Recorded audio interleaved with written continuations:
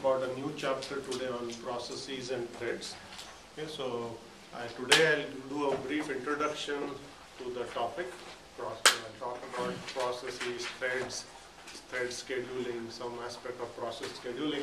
That is just background for what is coming next time, which is really distributed scheduling. Okay, but for those of you who have not gotten a background in undergrad operating system, today is going to be a quick review. And for those of you who have taken a class, it's going to be more of a refresher to material that you should know in some shape or form, but I'm going to go through that material in a condensed one lecture form today. Okay, so before we start, I will switch gears, wake people up. We'll do a small story, okay, for computing parables. So this one is the lion and the rabbit. It's about going to graduate school. Most of you are here, but for considering to continue, it's a good story to learn. Okay, so it's the story or the parable goes as follows. There is a rabbit who is sitting in the forest and typing on a typewriter, his or her typewriter, a genderless rabbit. And along comes a wolf, actually a fox. The fox asks the rabbit, "What are you typing?" The rabbit says, "I'm basically typing a research paper on how rabbits can eat foxes." And then the fox says, "That is absurd. Everyone knows that rabbits cannot eat a fox." And he says, "Come with me, I'll show you." And they enter a cave, and then a few minutes later the rabbit comes out and starts typing again. There's no sign of the fox. Then sometime later a wolf comes along. Then the wolf sees the rabbit typing and says, "What are you doing?" And then the rabbit says, "I'm typing a new research paper on how rabbits can eat wolves." And the wolf says, "That's absurd. Everyone knows you cannot have rabbits eating wolves." The rabbit says, "Come with me." He takes him to the cave. A few minutes later, the rabbit comes out and there's no sign of the wolf. And then sometime later, the rabbit goes back into the cave and you see a pile of bones in the cave and there's a lion sitting there. So what's the moral of the story and why does this have anything to do with graduate school? So the moral of the story is pick a good advisor. And then you can publish any paper you want. Okay, this is just part one. We'll continue this in part two next time. Okay? All right. So there is actually 2 slides from last time which. Okay, so hopefully everyone is woken up.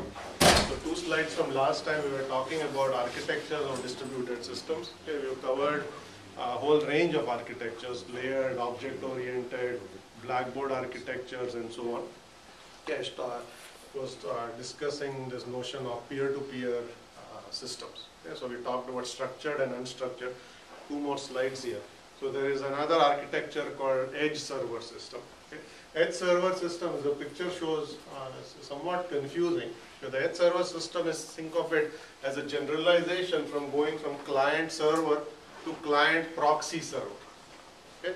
So there's a new entity here that we have introduced that sits between the client and the real server. Is called a proxy server. Okay, so what the entity does is every request that goes from the client to the server essentially has to go through the proxy. Okay. And the proxy can do some interesting optimizations in the client server. So for instance, if the proxy has a cache, okay, where it can cache content from the server. Okay. When requests come in and they flow to the proxy can see if the requested content is already available. If so, you can just retrieve it from the cache and send it to the client. The request does not have to go all the way to the server. Okay. So by introducing this notion of a proxy, you can reduce the load on the server because not every request has to go to the server. You can also improve the performance of the clients. If the proxy is closer to the client than the server, then the requests don't have to go to a distant server. There can be many of them that result in cache hits can actually be serviced by a nearby proxy server. Okay, so proxies are used as an optimization in a client-server world in many scenarios. We'll come back to proxies. It's going to be an entire lecture or 2 on this notion later on in this course. This is just from an architectural standpoint. I wanted to introduce the notion of a client proxy server architecture. Okay? This is used in many scenarios, including commercial system. If you have not one proxy but a collection of proxies, you get what is called a content distribution network. This collection of proxy caches content from many different servers, and all requests that are coming into the system are intercepted by the proxy in some way. Okay? And then if the cached content is already available, you can service it locally. Okay? So content distribution networks are an example. There are many other types of scenarios where you may have a single proxy or a small number of proxies that are deployed to handle a similar scenario. Okay? These systems are also called edge server systems. These proxies are referred to as edge server system, and that is essentially what this figure is showing. What that is saying is the proxies are often deployed at the edge of your network, which is basically at your gateway or your router that goes into the internet. Okay, so it's closer to you, to the client. So that's what is shown here. The cloud here is the core internet, and you see that there are gateways that connect to the internet or routers that connect you to the internet.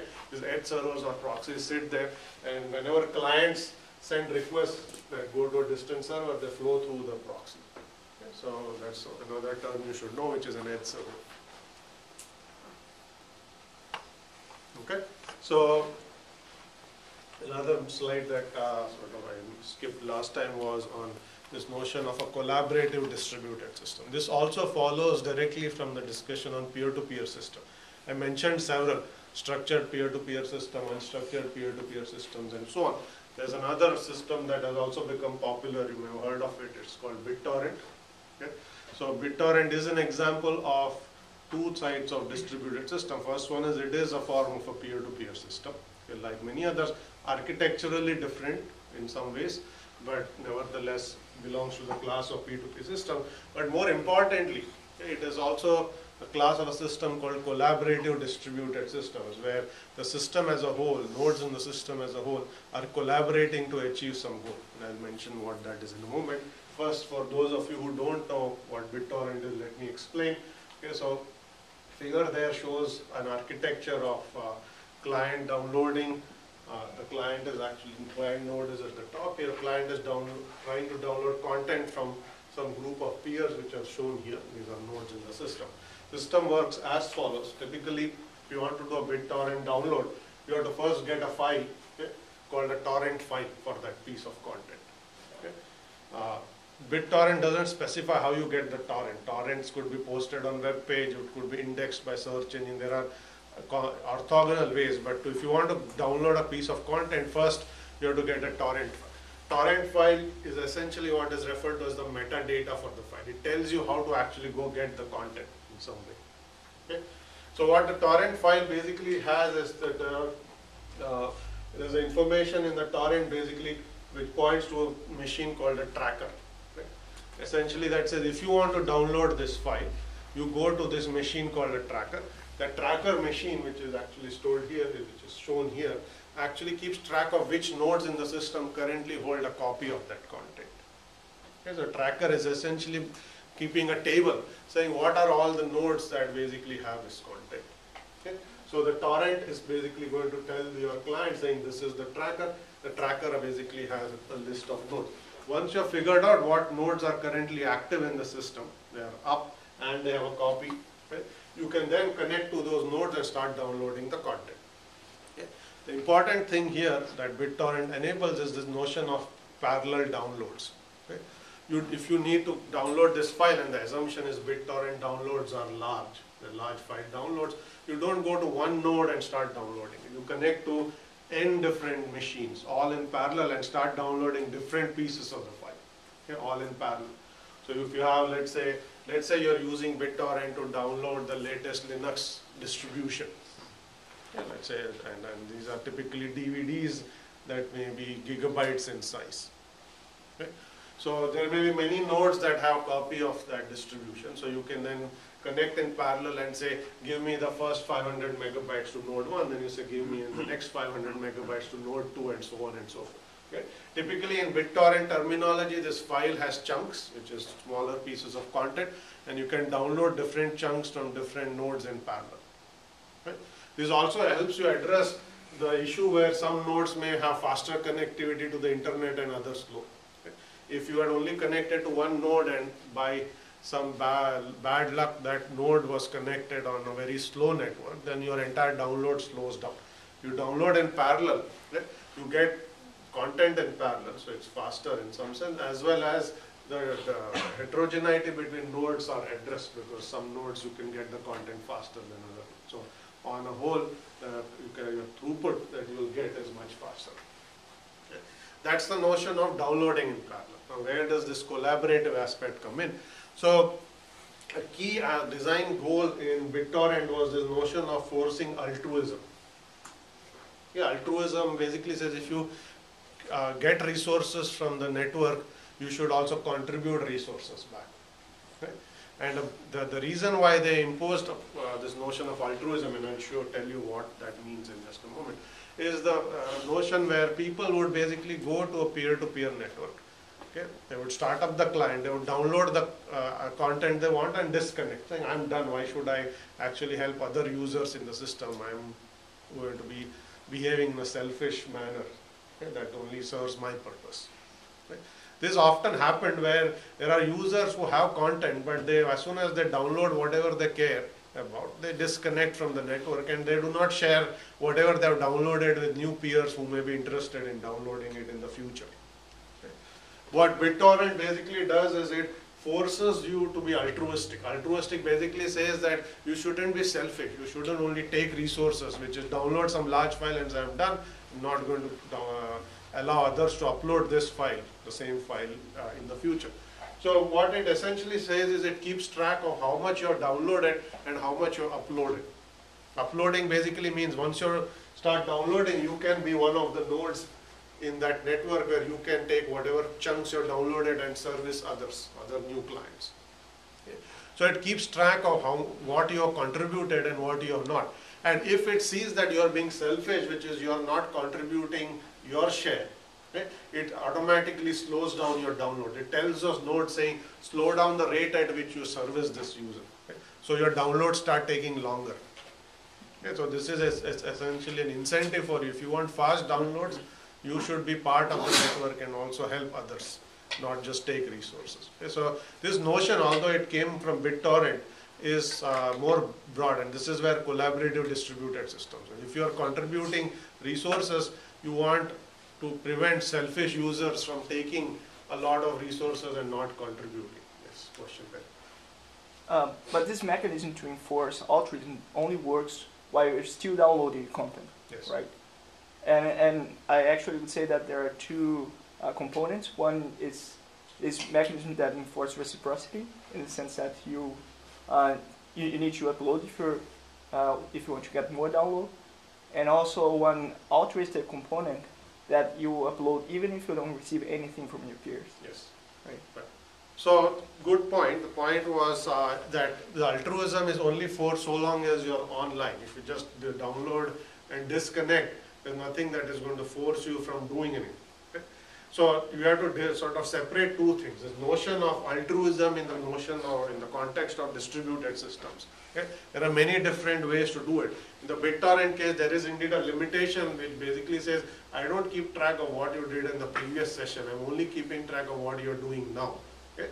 But you could think of not just in the BitTorrent, but generalizations that people have actually thought about.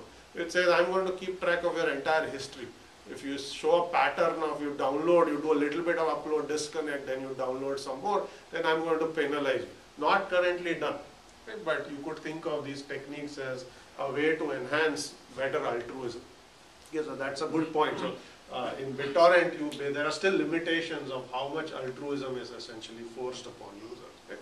But that's not to say that's the best approach. This is more of a concept.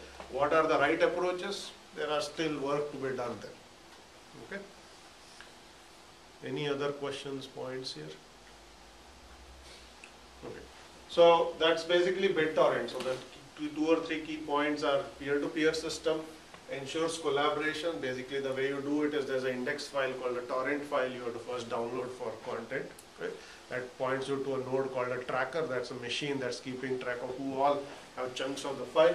So you get the list of nodes from the tracker, start downloading in parallel. Okay? Parallel downloads increase throughput, that's number one. Number two is it's forcing altruism. Okay? Essentially it doesn't let what are called free riders to get away with just consuming resources. Okay? You have to contribute and be part of the system. Okay? So those are key points. Any other questions on this? Okay. So last architectural detail we'll talk about is what are called autonomous systems, or also called self-managing systems. Okay? So these are systems that are adaptive and they are intelligent in some shape or form. Okay, we'll come back to again a more detailed discussion of this. But the point, the main takeaway point of what self-managing systems do is they don't necessarily rely upon human administrators to decide what to do when there is an issue or a problem in the system. They have the intelligence to figure out that there is a problem, number one.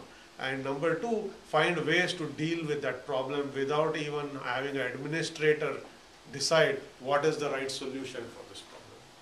Okay? So there are many forms of self-managing system. They broadly fall in this class of what are called self-star. Star just means that there are many types of adaptation. So you could have self-managing, self-healing, and so on and so on. Okay. And I'll give a simple example and then we will leave this for now and we'll come back to it later. One kind of problem you can solve is what is called automatic capacity provisioning. I think in the last lecture or the lecture before, I was giving this example of a website that you set up on a small machine. After a while, the site becomes popular, lots of requests start coming in, the site basically gets overloaded and goes down. Okay.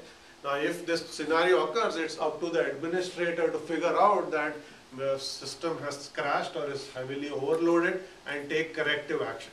Corrective action might be you move that website to a bigger machine. Okay. Or replicate it on more than one machine so that more requests can be serviced. Okay. So that's something that humans have to do. It's going to take some time, hours or days for you to take this corrective action. If you had a self-managing system, it can track the workload that's coming into the system automatically all the time. Okay. It can figure out what is the utilization of resources on the server as a result of that workload. Is my system 30% utilized, 50% utilized, 90% utilized? You can track that. Okay? You can predict also how the workload is changing. Is it increasing over time that soon I will be maxed out on this server? Okay? You can track all of that automatically. You don't actually need humans to do that. I mean, that's very straightforward to do. And if you actually see that there is going to be a problem, which is that soon this machine is going to be saturated because the request volume keeps increasing and soon the machine is going to get overloaded, you can also take corrective action automatically. You can say the website is going to be overloaded, let me provision a new server, a bigger server, okay, and move the files over to that server and switch to that server. Okay. All of this can be done automatically. Okay. In fact, when we look at cloud computing, you will see that the cloud platform essentially allows you an interface where you can programmatically allocate servers. You can say, give me a server. A program can say, give me a server. A human doesn't have to do that. Right? And then you can automatically have scripts that will move files to that server and bring your website up and so on. All of that process can be fully automated without having a human in the loop. Okay? So these form of systems, and this is just one example of what these systems do. They are autonomous, they are adaptive, they are adapting to the workload of the environment as the environment changes, and they are making decisions without necessarily having a human administrator in the loop. Okay? It's a class of distributed systems. These are systems also tend to be distributed in some shape or form. They don't have to be, but they tend to be. Okay? So this class is also an active area of research. Okay, so what we can actually look at are examples from the research literature. Some of these ideas have started trickling into commercial systems. Like today's clouds platforms allow you to do this form of adaptation. They provide mechanisms to write these automation things on top. Okay? All right, so that's the end of last class's material. Before I switch to today's material, any questions on this?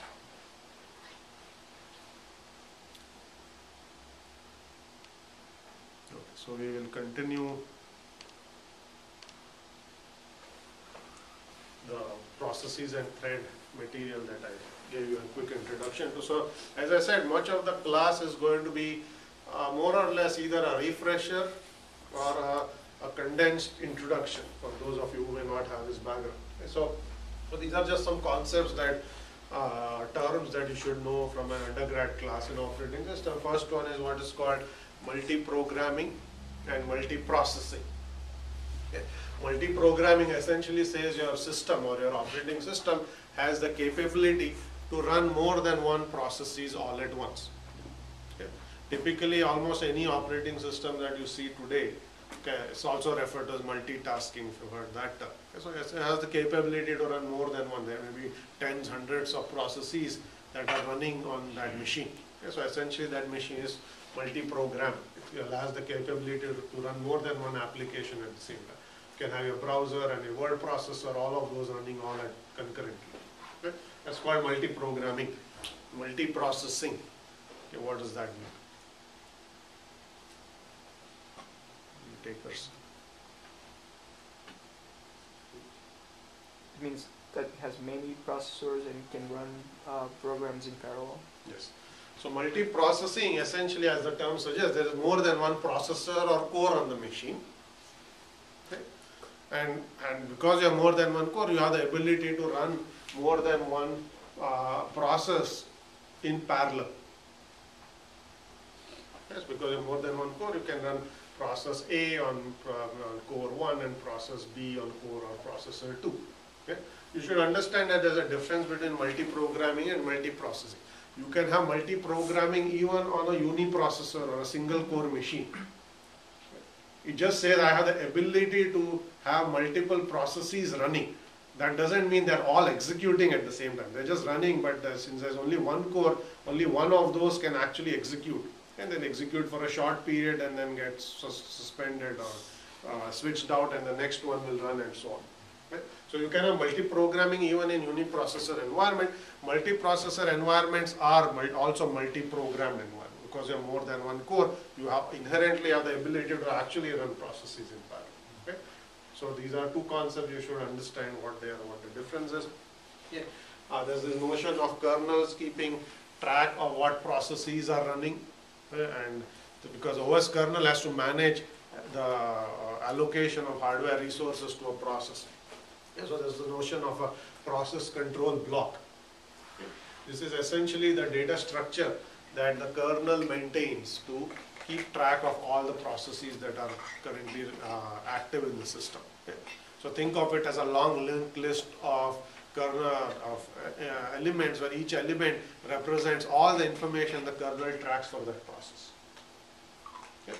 So the process control block, you should really know what a process essentially looks like when it's resident in memory. Okay, there's a process essentially has a notion of an address space.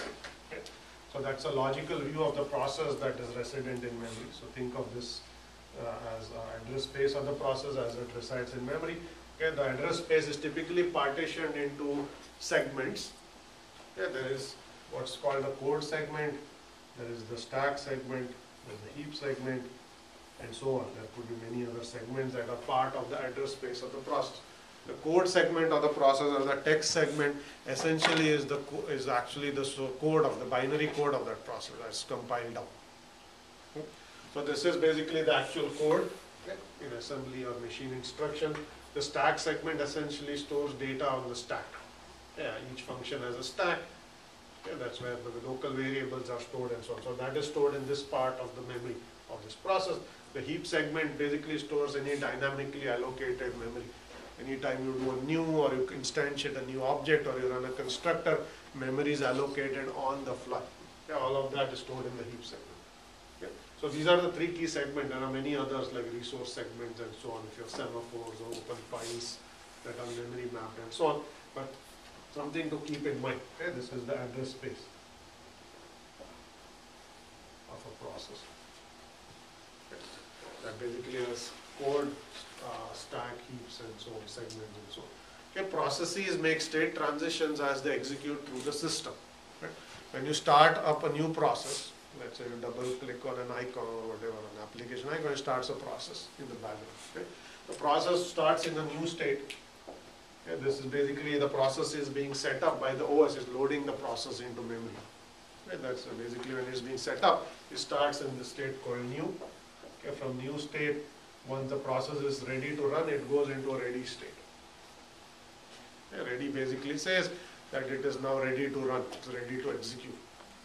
At some point in time after this, the operating system kernel, or specifically the CPU scheduler, will actually schedule this process for execution. It will basically give it a code. Okay. At that point, it makes a transition to what's called a run state. Okay. This means it's now actually running. Okay. It's executing, actively executing. Okay. It may, from a run state, if the process does I/O, okay, it is basically kicked off the CPU because it has to now go to finish its I/O. So it's going to transition to a wait state. Okay. When the I/O completes, it will go back to ready and wait for its turn to run it. Okay? Or if it doesn't do I/O, it's going to run for some period of time because these are time shared systems. Eventually the time slice that is allocated to the process will end, at which point it has to give up the CPU and let some other process take a turn. So it may make a transition back to the ready state. Okay. So you will basically have the sequence of execution, sequence of process transitions as you execute. It will go from ready to run and back to ready and so on, or ready to wait, run to wait and then back to ready and so on, depending on whether you're doing I/O or just CPU computation. And eventually once you're done, then you will basically go to a finish state. And that's when you're done and then all the resources allocated to the process are deallocated. Okay. So this is basically an overview of the process state transitions when the process is started and its life cycle to the system. So that's very quick introduction. Now let's talk a little bit about scheduling. We will start with the introduction to a review of uniprocessor scheduling. That will set the stage for multiprocessor, and next time we talk about distributed scheduling. Okay. So the kernel at any given time might have many different processes that are in the ready state. They're all ready. Okay. And it has to pick one of these ready processes and give it the CPU so that it starts running. Okay. The policy that you use to decide which one gets to run next is essentially your CPU scheduling policy. Okay. So if there has to be some way, if there is a queue of ready processes, they are all ready to run, you have to pick some process and allocate it the CPU. And that will dictate your CPU scheduling policy. There are many different scheduling policies or scheduling algorithms you can use. You can start with the simplest one, which is FIFO. Okay, essentially, if you have a queue, you just take them in the order in which they are queued up. Okay, there's nothing really to be done there. You just take them in the order in which they are in the queue. Each one gets a turn, and then you go back to the end of the queue. Okay?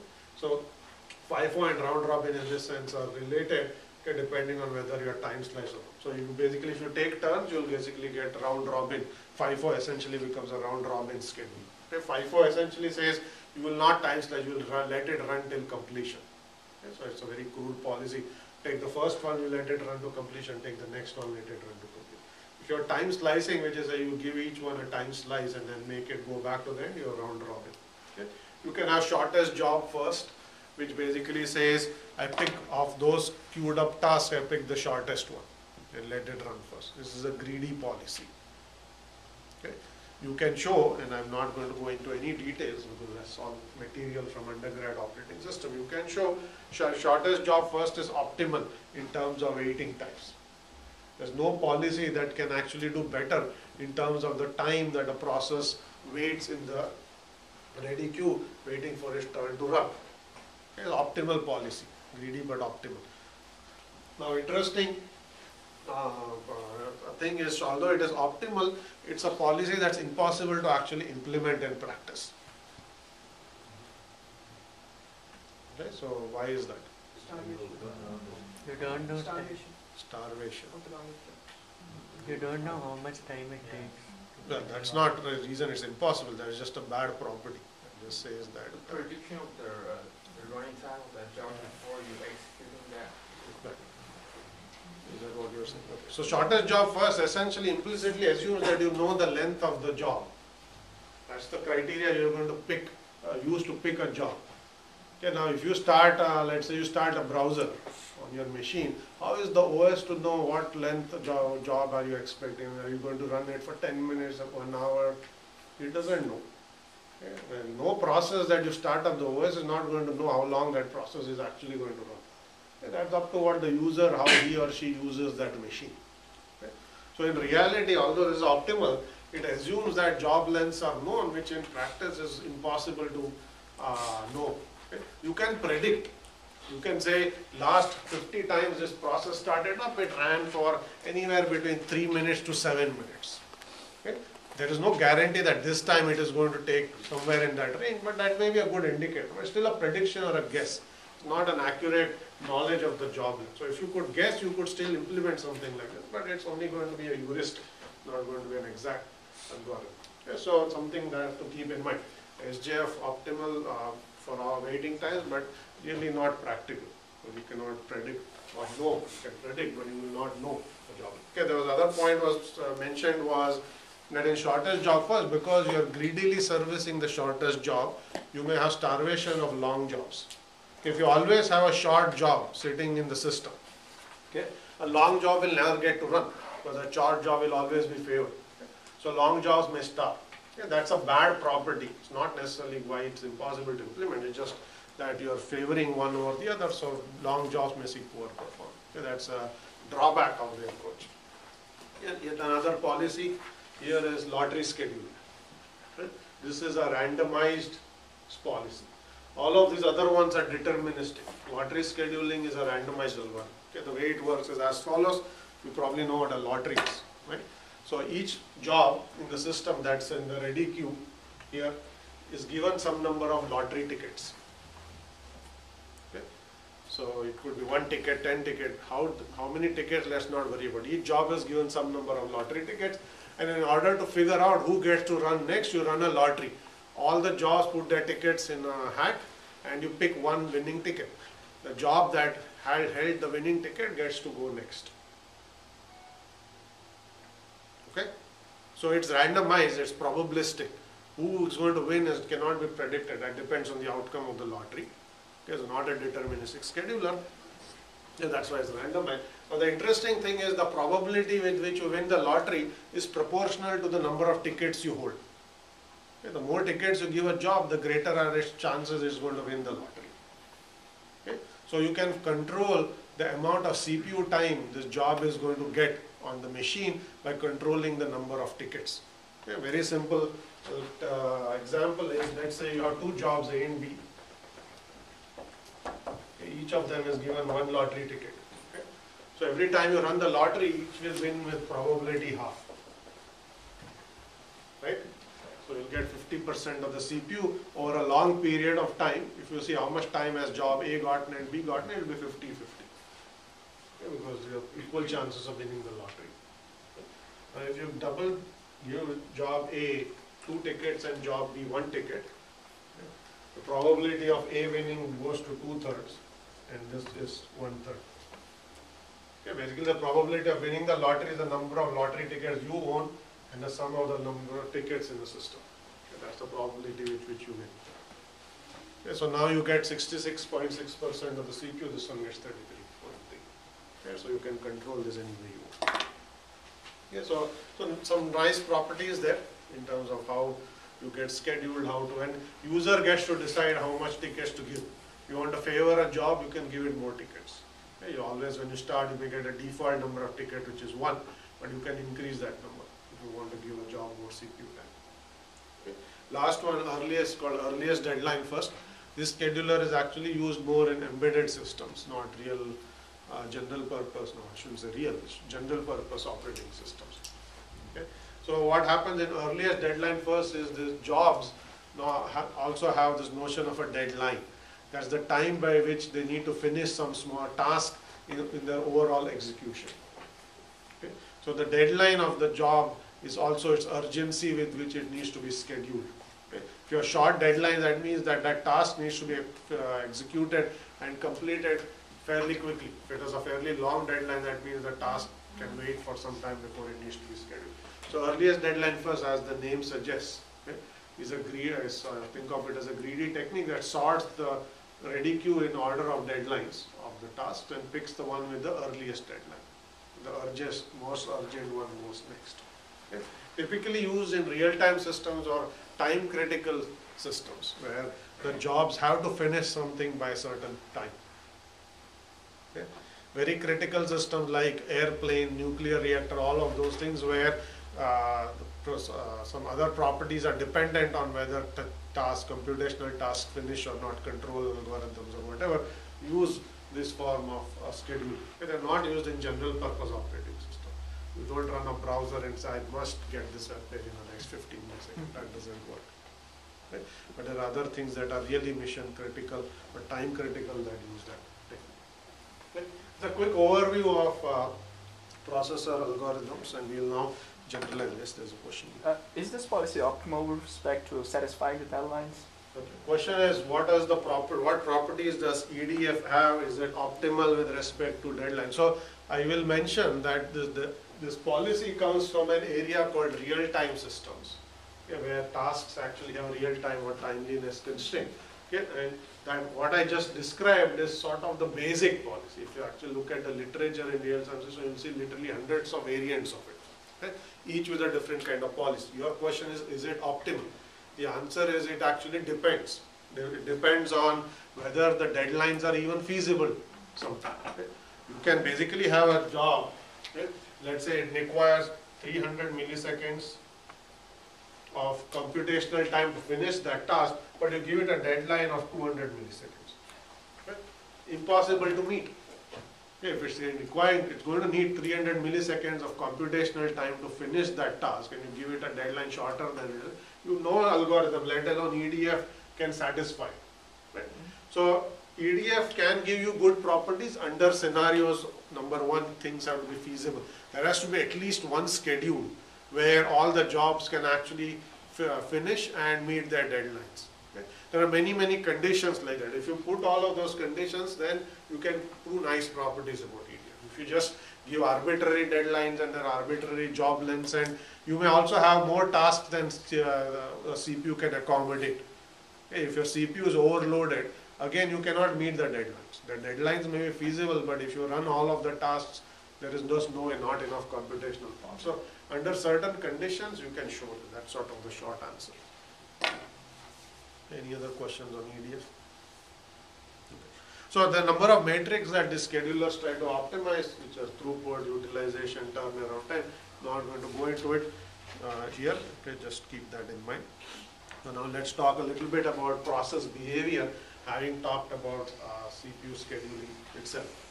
So if you look at typically any job in your system, it will fall into one of two categories. It's either going to be CPU bound or IO bound. The CPU bound jobs are those that are computationally intensive. They do a lot of computation, very little IO. Okay? IO bound jobs are the opposite. They do a lot of IO. They're constantly reading or writing to disk or writing to the screen or sending or receiving network packets, but they have very little computation between IO. Okay. So this is sort of the two classes of jobs that you are going to see. They're either CPU bound or IO. At any given point, a job could be CPU bound or IO bound, but over its entire execution, it may switch. Okay. Maybe you start up a process, it reads a lot of data, okay, to start up. In that phase of its execution, it's IO bound. Once it's read all the data into memory, it may start doing computation on that data. It switches to being CPU bound. Because now there's no IO, it's just computing on data that's already been read. And maybe after it finishes computation, it starts writing out results. It switches, goes back to being IO. So over its lifetime, a job can switch. But at any given point, it's going to be CPU or IO bound. Okay.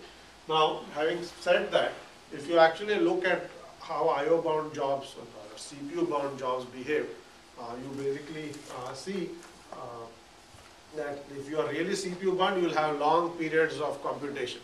You are just computing. There is no IO at all. So you have a CPU burst that's very long. On the other hand, if you are an IO bound job, then you will have very short bursts of computation between successive IO requests. So if you look at how jobs actually execute on the CPU, you will see that CPU bursts have what is called an hyper exponential distribution. Okay. and you don't need to really go into details of what is a hyper-exponential distribution. It essentially says that most CPU bursts are short and a few are very long. Yeah, this kind of distributions also have what are called heavy-tailed properties, where the tail of the distribution says that some jobs are really very compute intensive and many jobs are essentially going to have very short I/O bursts. Okay. This is what people have, now you don't have to worry about equations here, I'm not going to go into all of those. That's just a definition of what a hyper-exponential distribution is. Not important for us at the moment. What is important is to understand that how CPU bursts and bursts of CPU bound jobs and I/O bound jobs differ. Okay, some are long, many are short. Okay, that's the only thing you should keep in mind. Okay. Now, if this is what processes look like, okay, then the question is, what is a good way to schedule them? You're going to look at it. Yes, What's the meaning of P? what is the meaning of this? Just the parameter of the hyper-exponential. Oh, P is just probability here. For what? P is the probability. Actually, that's a parameter, not a probability. I should tell you that. But it's a parameter. It's a constant that you basically introduce into the system for a certain behavior. Okay? This is just a definition of a hyper-exponential distribution. It really has nothing to do with scheduling or CPU burst. So this is what exponential distribution looks like. That's an exponential decay function. That's actually this part of the curve. So if you have e to the power minus x and mu is a constant, that's the mean of that distribution, then basically you'll see an exponential decay function. Okay. So a hyper-exponential distribution basically has two decay functions. That's one decay function, that's another one. P is a parameter that controls, P and mu are parameters that control how quickly the decay actually happens. Okay. So I mean, it's something we don't really need to worry about. Okay, so let's talk a little bit about how are you going to schedule CPU bound and IO bound jobs. Again, this is a scheduling algorithm that we cover in undergrad operating systems, but I'll spend a little bit of time here. Okay, so essentially here is a technique that that most real operating systems today, Unix-like operating systems use. It's called multi-level feedback queue, okay, MLFQ. Okay, the way it works is actually shown. There's a small picture there that shows how it works. So essentially you have multiple queues in the system. I'm going to draw a figure here as well.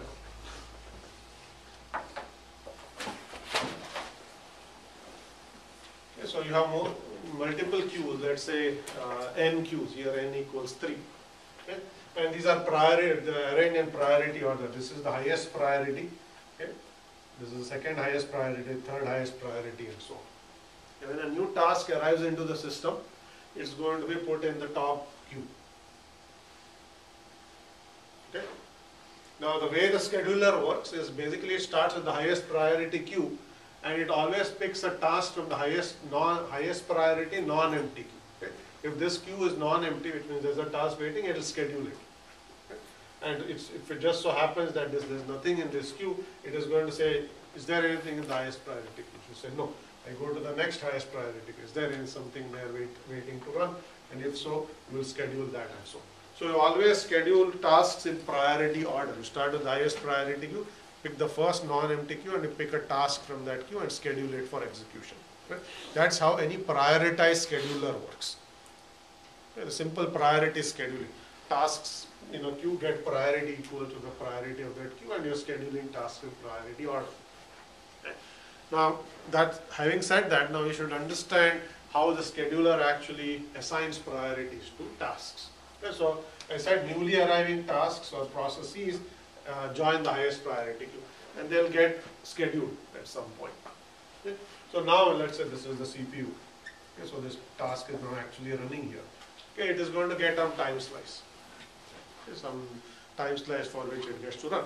If it uses its entire time slice without doing I/O in between, okay, it is basically going to go back to the queue. This time slice ends, you have to go back and rejoin the queue, but you will drop in priority by 1 and you join the next lower queue.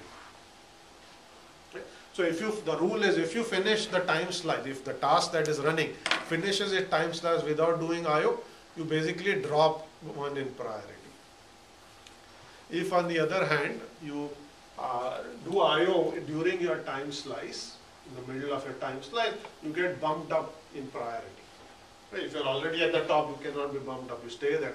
But if you are a task in Q2, you got some time slice to run, and in the middle of that time slice you started doing I/O, you will basically have to relinquish the Q number 1, and when you are ready to run again, you will actually jump up 1. So your priority rises if you do I/O in the middle of your time slice, your priority drops if you do not do I/O. You just use up your entire time. So this is the rule that the scheduler uses to schedule tasks. Okay. Now question is, that's a rule, but why is this scheduler behaving in this manner? Why is it assigning priorities in this fashion? What does it achieve? Yes, somebody said something. Low latency and more responsive for user interface. Okay, so you're saying it's more responsive for user interface, but why? What has that got to do with doing this? Because the interactive task can have priority, so they will include the first that the CPU bomb. Okay. Alright, so the point being made is interactive tasks get higher priority than CPU tasks, and so because you are moving them up in priority, right? So that's a good point, and I agree with it. I'm going to elaborate on it. Yes, you have some Are comments. the time slices the same size in all the queues? It seems like you would want a smaller time slice sometime for.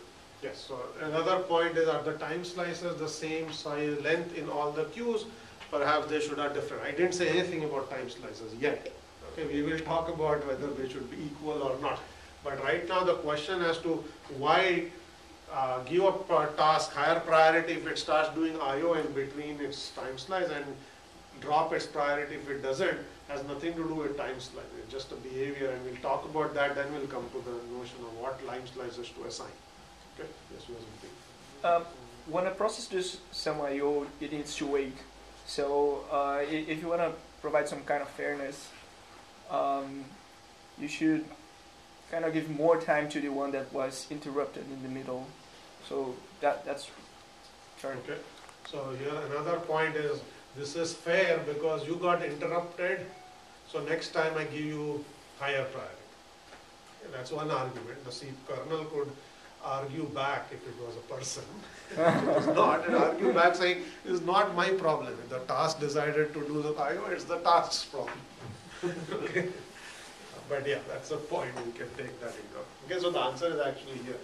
Okay, so it says, essentially, you want to be able to distinguish between I/O bound and CPU bound tasks and treat them differently, because they behave differently. I already said that I/O bound tasks do a lot of I/O, very small CPU bursts. CPU bound tasks do very little I/O, lots of CPU bursts. Okay, so we have to treat them differently somehow, because they behave differently. Now, as again, when a task comes in, it's not going to declare itself to be I/O bound or CPU bound. Neither is the user going to tell the OS this is an I/O bound task. The kernel has to figure all that out for itself, and nobody is going to tell the kernel. Right? So here is what it's simply doing. It's just observing what is the task doing. Okay? Whenever it runs, it observes what did this task do during its time slice.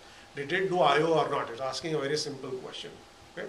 If you actually did I/O in the middle of your time slice, the kernel simply decides to label this task I/O bound. Okay? If it did not do I/O, it ran for its entire time slice, it simply labels it a CPU bound. Okay? That's essentially what it's doing, because the only thing you can do is observe and decide. Okay? So you just observe and you decide. Now if you get labeled I/O bound, okay, the scheduler has actually increased your priority. If you have become CPU bound, you're dropping in priority. Why? The reason is as follows. Because I/O bound tasks spend most of their time doing I/O and do small CPU bursts in between I/O requests, it is better for the scheduler to give it priority and let it run for a short period of time, finish its CPU, go back to doing I/O, get them out of the way so they can go back and start doing I/O and make progress that way. CPU bound tasks, on the other hand, are tasks that do long periods of computation. Okay? So you give them lower priority, you finish servicing all your I/O bound tasks first, have them go back to doing I/O, and then say now all the CPU bound tasks have free run at the CPU, so let me schedule them next. Okay? This is why you always give higher priority to IO bound tasks. This is why they rise in priority. Every time you do IO in the middle of your CPU time slice, you are going to rise. Okay? And since this is a prioritized scheduler, you always start from the top and you are going to pick these tasks first, get them out of the way, then do the CPU bound tasks. Okay? This is a better way of scheduling. It ensures better use of resources. IO bound tasks use IO devices, okay, and they keep the IO devices busy. CPU bound tasks run on the CPU, keep the CPU busy. Okay. Now, interestingly, all of this has happened just by observing what this process is doing and figuring out, is it IO bound or CPU bound. If the process behavior changes, the CPU scheduler will treat it differently. Okay. Maybe you rose in priority, but then next time you got the CPU slice, time slice, you did not, this process did not actually block and do any IO. In that case, it will start dropping again. Okay, so the scheduler adjusts dynamically as the behavior of process changes. Okay. So even if you guess wrong, next time around, you will adjust. Or if the behavior changes, you adjust. Meaning the scheduler. Okay, so nice scheduler is actually used in operating system kernels, as I said. This is called multi-level feedback queue. Multi-level essentially says that there are multiple levels of schedulers, multiple queues, and feedback essentially says you are observing and using that to decide what to do. Okay. Last point that was raised was, what are the lengths of the time slices? Okay. As was rightly pointed out, you shouldn't have the same time slice for all these queues. The length of the time slice should become longer as you go down. Okay. In fact, it grows exponentially.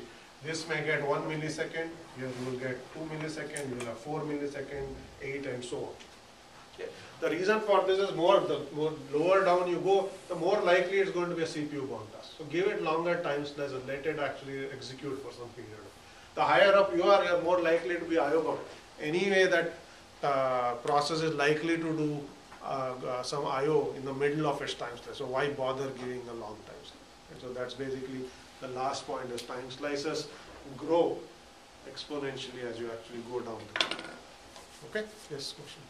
Does the CPU only move to another lower queue once the higher queue is empty? Yes. Always you will do round robin within each queue. Okay, so if there are 3 tasks, you will do the first one, second one, third one. Okay, now if the queue is empty, okay, then you will go. But if it remains non-empty, you will keep doing CPU sort of service. Only when it becomes empty will you keep going.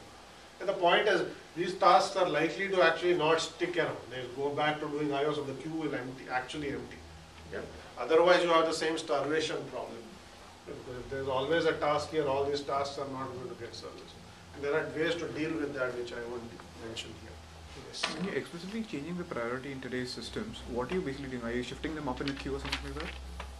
Are you explicitly changing the Priority priority? Yeah, all you're doing is you're not, there's a notion of a priority that the user assigns to a process. We are not talking about that priority. There's some internal priority that you're tracking. So just by joining a queue, you get a currently get a priority that's equal to the priority of that queue. And that's simply what we are saying. Okay. Any other questions here?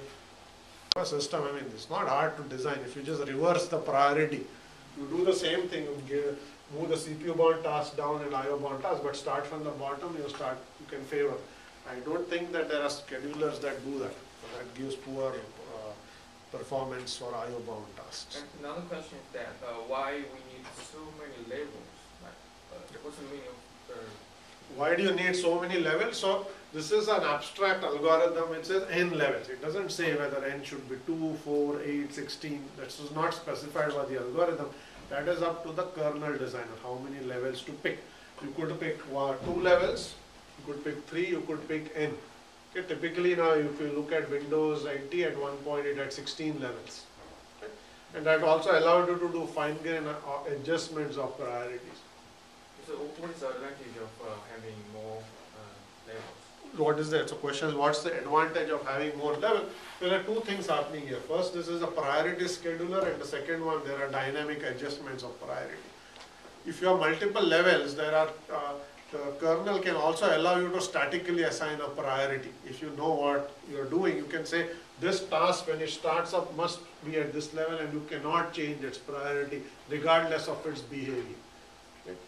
So that's essentially strict static priority.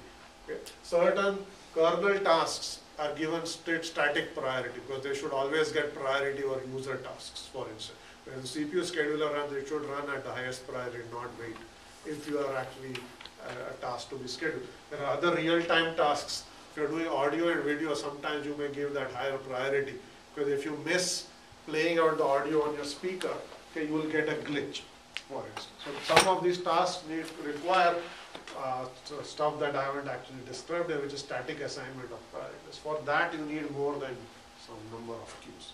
Okay.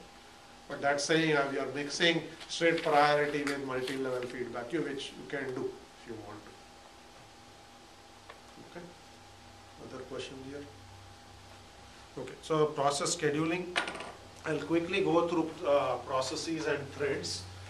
You should hopefully have heard of a thread, if not know what it is or program with it, but I'll quickly review that, and we'll talk a little bit about thread scheduling.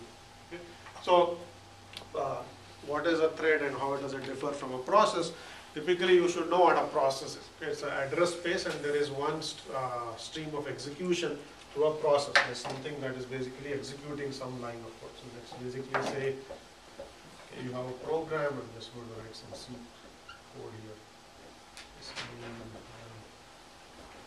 There's another function foo, it does something. So there's a third function bar. So let's say you start executing this becomes a process. If it's a traditional process, there's essentially one sequence of execution. That's basically what are you executing? You're sequentially executing the code.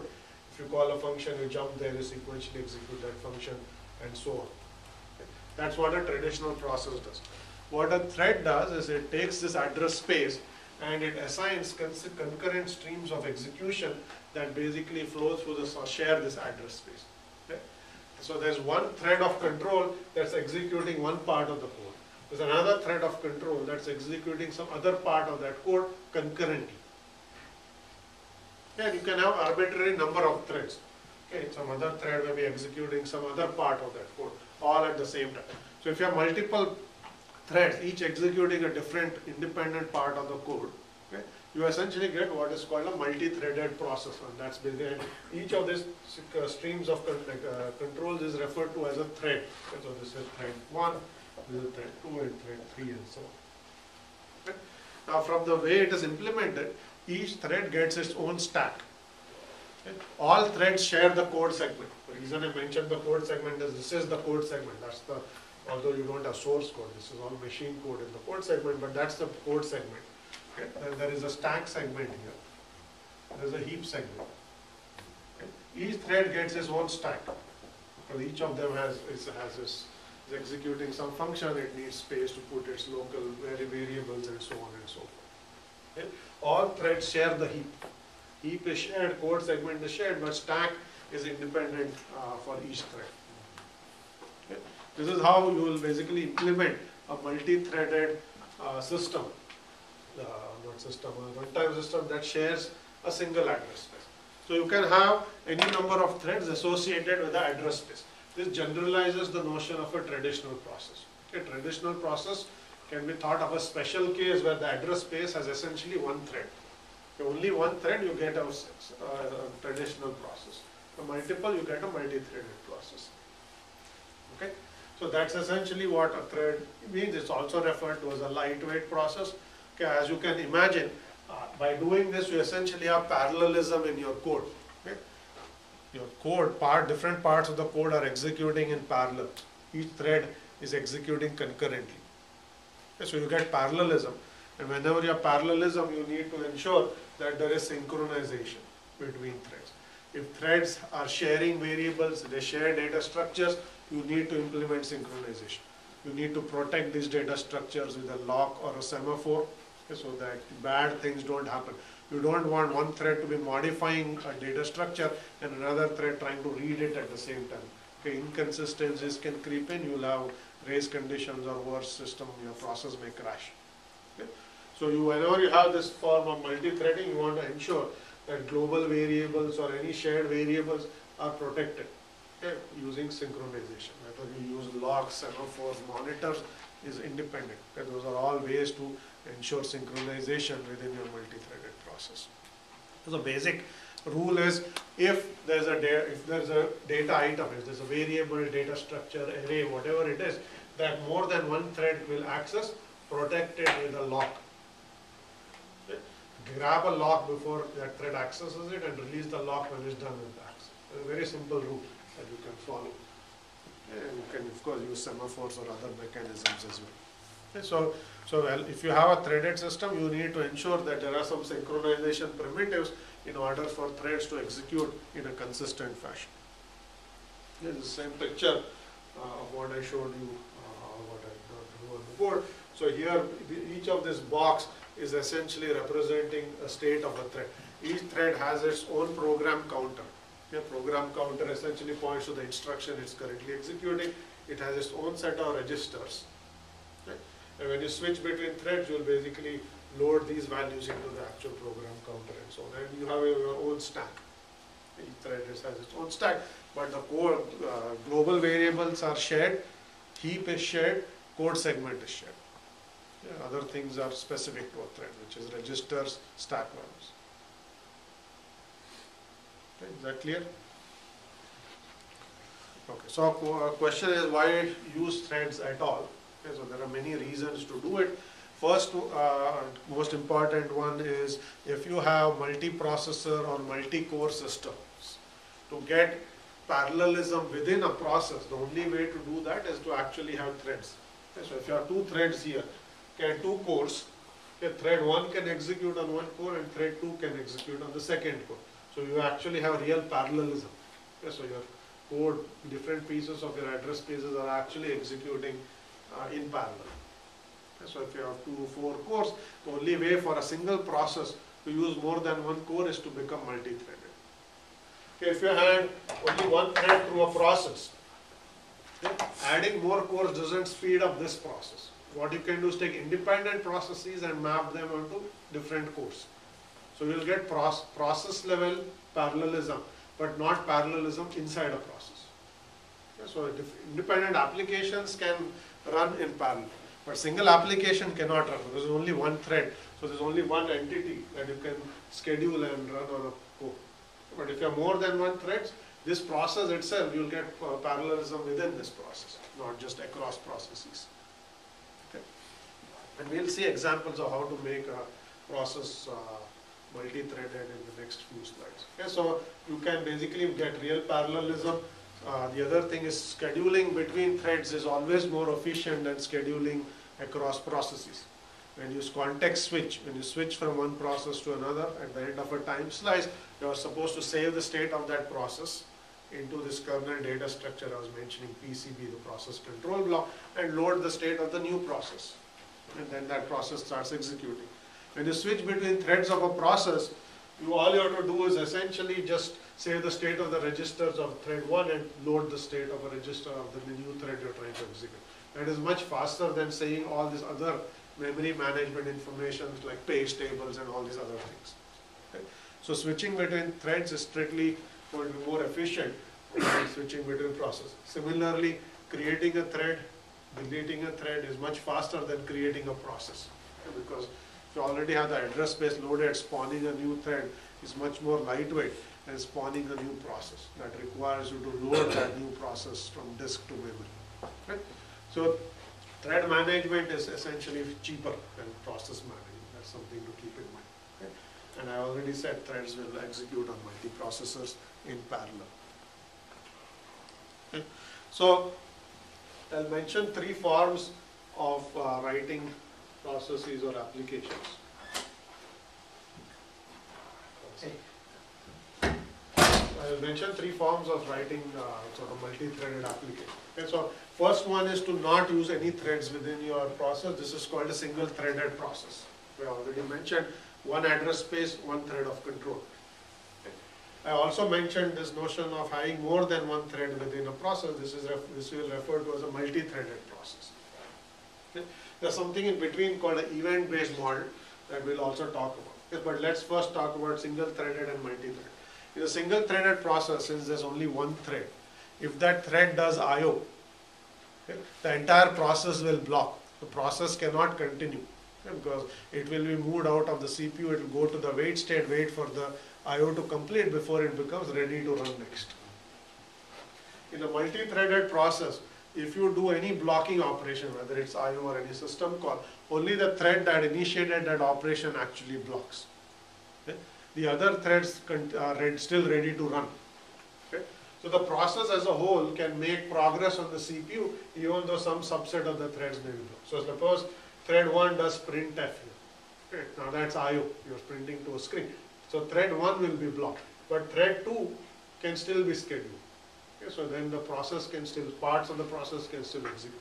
In the single threaded process, if thread 1, there's only one thread, so if that thread does IO, the whole process blocks. Okay? So there's something important to keep in mind. If you make blocking operation, multi-threaded process can still run, or some threads in it can run, but not in a single thread. So the thing in between is what is called finite state machine based programming or event based programming. Okay?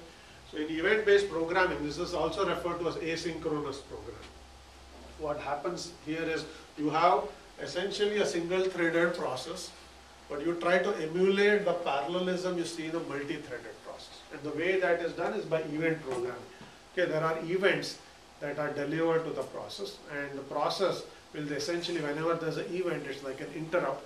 You essentially jump into the event handler and you essentially handle that event. Okay, if you've actually done any programming like Visual C++ or some such thing, you'll know what event-based programming is.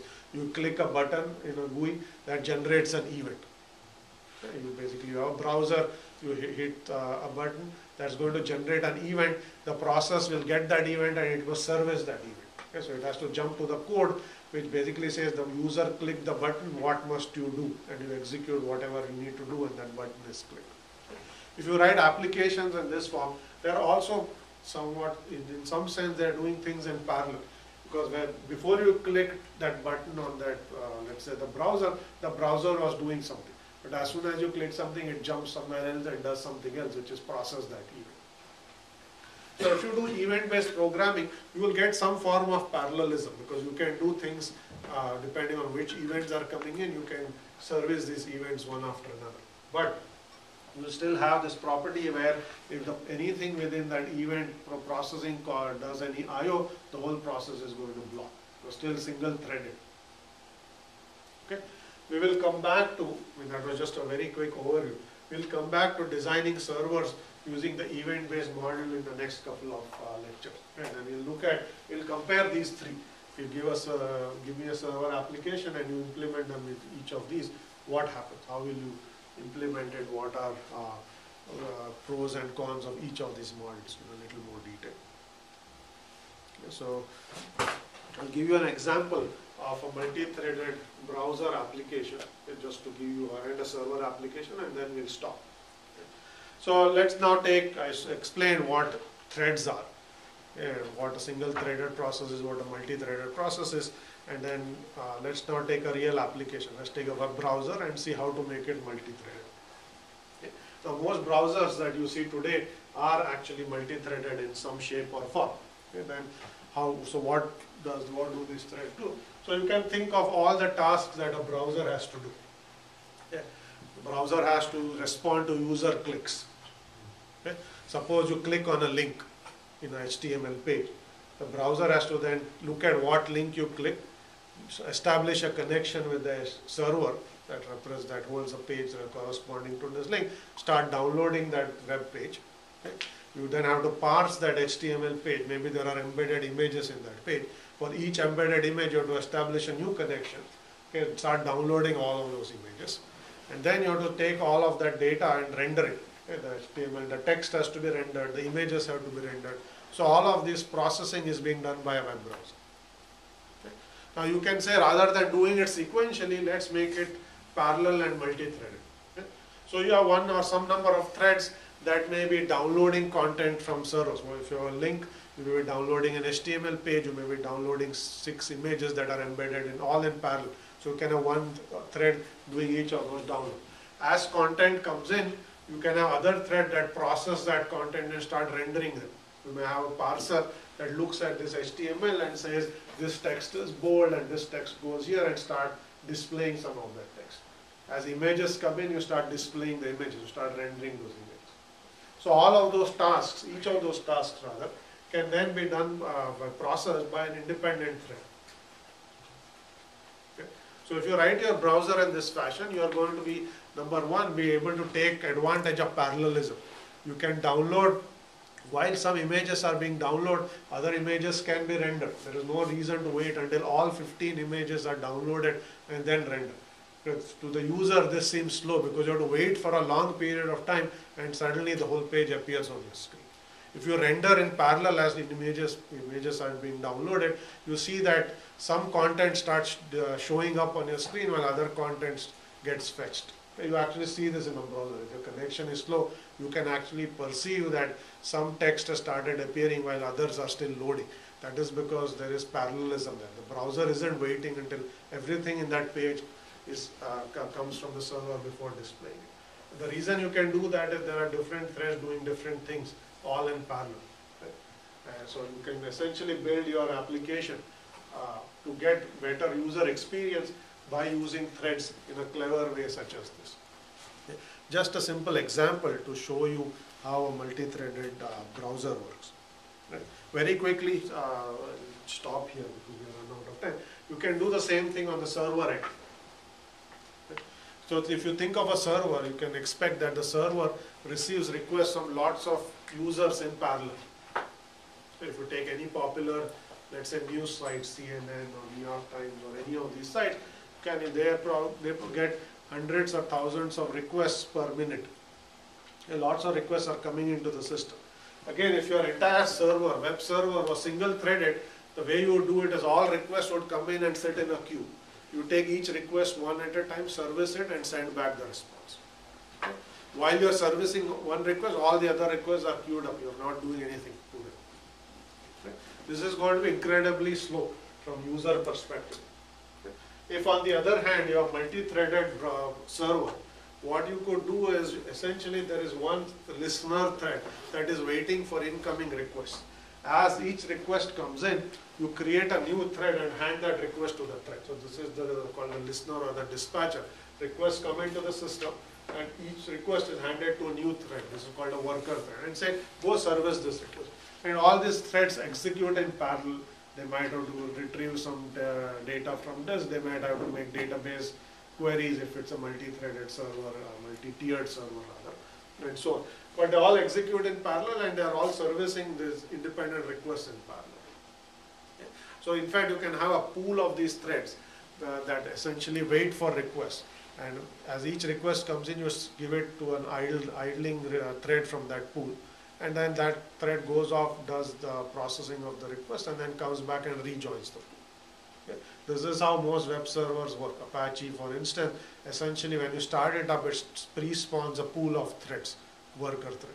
And there's a listener thread that essentially takes each request and hands it to a worker thread. A worker thread goes out, does something, and comes back. And the size of this pool can also be varied dynamically depending on the load on the system. If the load goes up, the size of the worker pool is increased. There are more worker threads to handle more parallel concurrency in the system. Okay, all of these optimizations are built into the server process. Okay.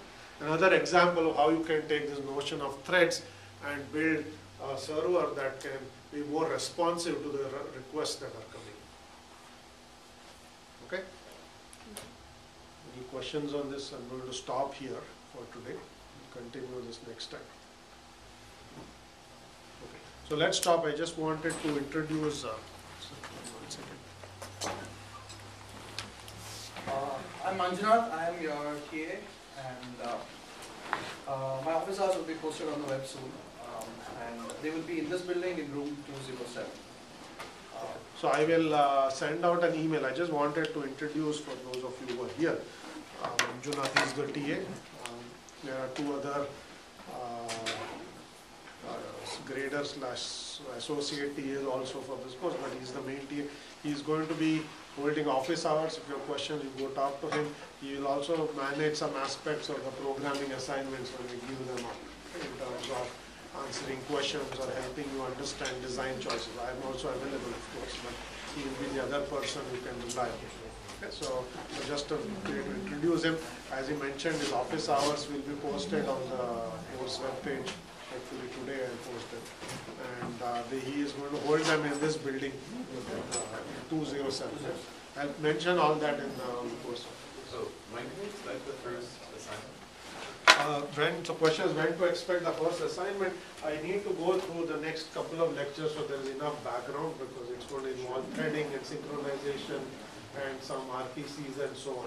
I could give it out, but for those of you who don't have the background, I figured it's better to cover that material in the I think in the next 2 or 3 classes we would have covered that background and it's time to